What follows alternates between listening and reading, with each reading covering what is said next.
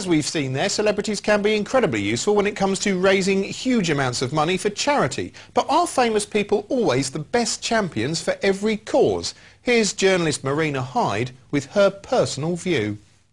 Celebrities have always been involved in the news to some degree, and you've often seen people in the past, attach themselves to particular charities and causes. But I think the last 10 years, it's become completely ridiculous. When Tony Blair had that called Britannia party shortly after taking office, and you had the Gallaghers there and various other sort of people who have now passed rather into the where are they now files, I think that's a real mark of where celebrities began to be brought into almost every debate. Does Mr. Blair meet your fashion standards? No, absolutely not. Why not? I prefer John Major even. No, really. What's fundamentally wrong with a lot of celebrity activism is that they are simply not experts in the subject. They crowd much more intelligent voices out of the discourse, and often there can be such a huge dissonance between their lifestyle and the cause they're promoting that it totally undermines their message. The first day of a new job for the former Spice Girl, Geri Halliwell, has got off to a rather bumpy start. Geri Halliwell is one of these ridiculous modern sort of confections, really, a UN goodwill ambassador, which don't change very much except perhaps the definition of goodwill. I think to say that Geri dumbs down the debate implies that she can even frame the debate at all.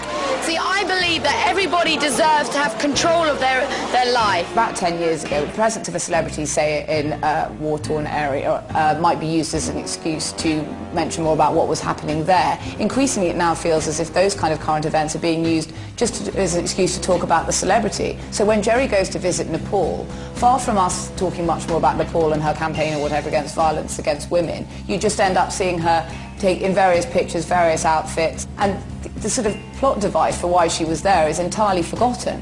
When she came back, it became just the excuse for another round of Geri Halliwell's sort of talk show appearances, where she went on to the cosy daytime sofa programme This Morning, Housewives' favourite, and said, it was really important having that diplomatic presence there, that Western presence. My presence apparently gave the confidence for that new Prime Minister, and it's a coalition, so he's under a lot of pressure to speak out about, violence against women, because there was a Western presence there. He suddenly thought, OK, this is cool to do it. You think, hang on, a Western presence used to be like Madeleine Albright or just someone from the State Department. It's now Ginger Spice. The International Day of Peace is a sort of UN-backed initiative for there to be peace across war zones for one day where people can go and do things like get vaccinated. Jeremy Gilley is a filmmaker who didn't actually come up with the day but began a campaign to get it better recognised around the world, which he's made 2 documentaries about. In July 1998, I decided to make a film about peace. His campaigning's achieved a lot. However, very simplistically, Jeremy Gilley's main tools appear to be the use of celebrities, who he seems to think is to be some sort of magic key that will unlock world peace. I've actually complicated his vision there. This was unbelievable. Angelina Jolie was sat on my sofa asking me what she could do. There's this spectacular cringe-making scene where Jude Law and Jeremy have just been having their photos taken there, and in these kind of matching T-shirts that say peace one day. Like those Mummy's Little Helper T-shirts you get in gift shops. And Jude says, so, where are you going next, mate? And he goes, I'm going to Afghanistan. He goes, oh my God, when? Can I come? Where are you going next? I'm going to Afghanistan next. Afghanistan is when? July? Huh? July? What's that? Afghanistan? Yeah, Afghanistan, yeah. That's astonishing. I mean, how did you even start? Yeah, you can come with me if you want. In July? I'm not doing anything in July. Well, you could come. How long will you go for? About 8 days. Which 8 days? About July 20th to July 28th. And you think, oh my God, I know Afghanistan's in trouble, but just how in trouble has just been underlined to me. He takes Jude to Afghanistan, where they spread the word about Peace Day. There is now a Peace Day. Will they tell the children on the 21st of September that it's Peace Day? While they're out there, Sky News consulted Jude Law about the situation in Afghanistan. Have things changed there since you last visited, Jude? The fortification of the whole city has expanded by 2 times, maybe 3 times. You think, my God, a Sky News asking the star of a remake of Alfie for a sort of, strategic assessment of how the war's going in Kabul. I think very rarely there will be an exception, someone like Joanna Lumley, who clearly, when she was supporting her Gurkhas campaign, knew more about the subject than most of the people in front of whom she appeared, certainly more than the government minister with responsibility for the issue. We are all agreed that we are going to be able to help in the formation of new guidelines. So that'll be wonderful. She was one of those people who was able to bring about change, and I thought she did brilliantly. But for every one of her, there was 100 others just sort of lumbering around the world, I think perhaps often making things worse. You know, sometimes you see something that makes you realise the fusion of news and celebrity really has gone too far. I'm John, I'm Edward, and you're watching Sky News. For the latest, I'm John Edward. Yes, these days you're as likely to bump into a celebrity on a current affairs show as you are down the Groucho. Actually more likely, because they wouldn't let you into the Groucho, you pleb. Stars are everywhere. They're invited to explain public health campaigns. You're here to tell us the peel is good. Pale is great. Yes. It's a good message to all viewers. They're patiently asked their expert opinion on Gordon Brown's chances. I think he's dogged enough to try and stick it out. But if the momentum goes, it keeps on going the way that it does, he won't be able to survive. They even queue up to flog any old tut on the Andrew Marr show. From one Australian megastar to another, Rolf Harris. I'm going to be talking to Rolf in a moment, but first a quick blast from Christmas in the Sun, his latest musical foray. Christmas in the sun, come on down and join us for a Christmas in the sun. Yeah, it's making current affairs look a bit shit, really. Celebrities, of course, get an easy time of it compared to politicians. Put Sky's well-respected Adam Bolton opposite a politician and he won't shy away from asking difficult questions.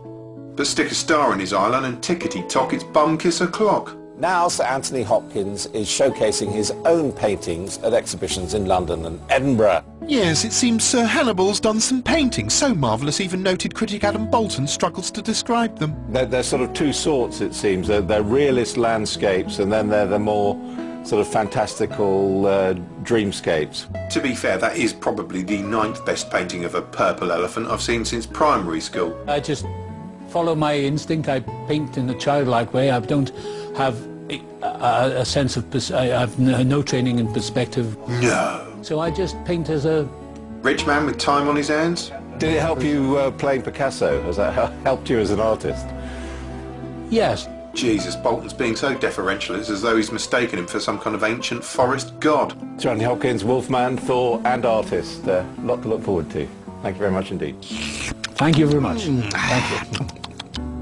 5 News is the logical extension of all this starry ring-licking. Often it's not like a news bulletin at all, more like watching a boy reading Heat magazine off an auto cue. For our latest celebrity report, Louise Redknapp explains how she's hoping to give glamour a good name. Hi, I'm here in Selfridges in London where we're preparing for the really great garage sale. The sole benefit to using Louise Redknapp as a celebrity reporter is it helpfully marks the ultimate low.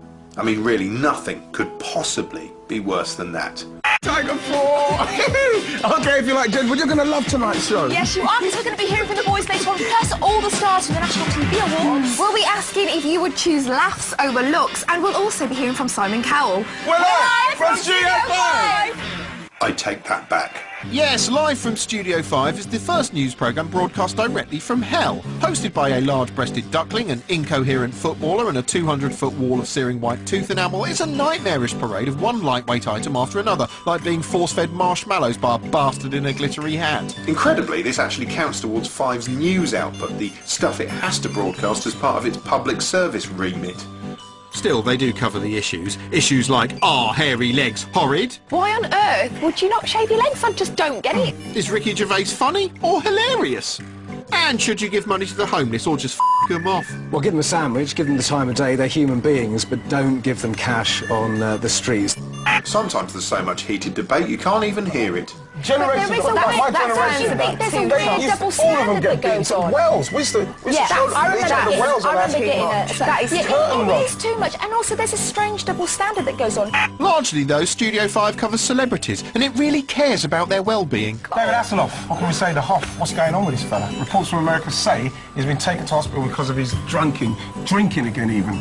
Now, apparently 17-year-old daughter Hayley had to raise the alarm when she found him totally sozzled at his home in LA. It's the second time she's had to do this. Why does he keep doing this to his daughter? He's got to get a grip on him. Surely. Still, if you want entertainment news, where better to look than an entertainment news show? But surely if you're an entertainment news show, you should at least attempt to deal with the news aspect and not just act like an unconditional ass-kissing machine.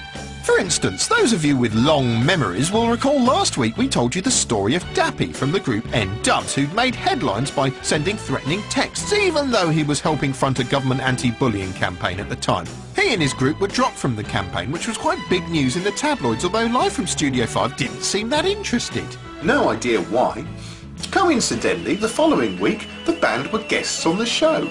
They were interviewed live on air and quizzed for 5.5 minutes with not one mention of the text story. Instead, they were asked which Brit nomination they wished they'd got. Best group, best breakthrough. Best breakthrough as well. There were other equally probing questions. So what have you all been up to? Enjoying yourselves? Holidays for me and Duffy. Holidays. Sent any texts recently?